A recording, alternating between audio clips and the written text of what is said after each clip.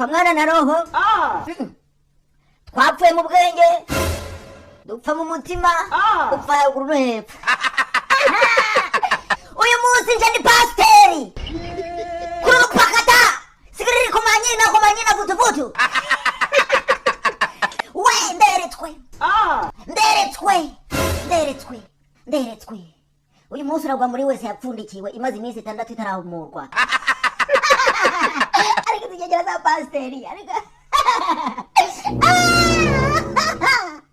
mumbaza impamvu mfite telefone hano. Hari umuntu wigize umuhanuzi w'umupfumu. Dore ngizi dore yegeraho dore ngizi mwazibonye mwangegeramo abafite amafaranga arabatuburira nyine kuri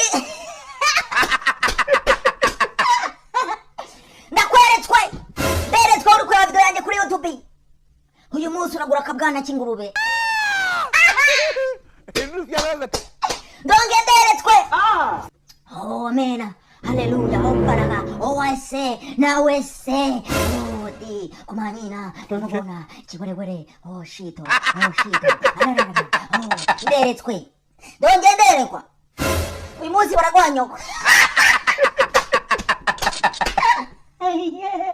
Umarera nje mfite amagambo. Hari umuntu wigize umupfumu ngare gutubura amafaranga. Ndabizi mwese mwamubonye sibyo? Mwese mwamubonye.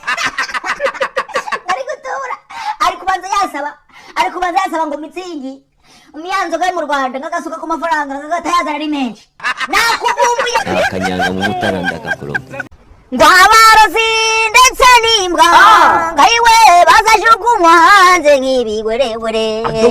Icyo gihe tuzambuka Yorodani tuzicara dusorome imbuto. Ngayiwe ng'abarozi ndetse n'imbwa ngayiwe bazajugunywa hanze nk'ibigwerewere. Ayiwe tuzambuka oya icyo gihe tuzambuka Yorodani tuzicara dusorome imbuto. Tuzicara dusorome imbuto. Tuzicara dusorome imbuto. Mumvugira ngo amen haleluya.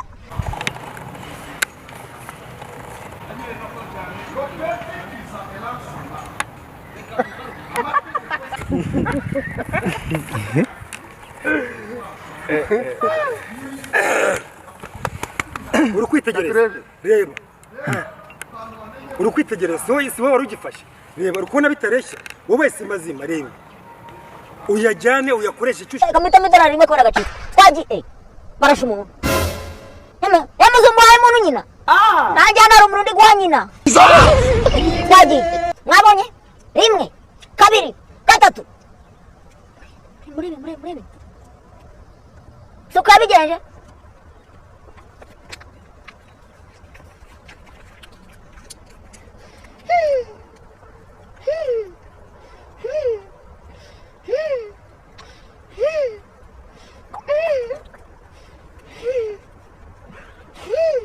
mwabonye.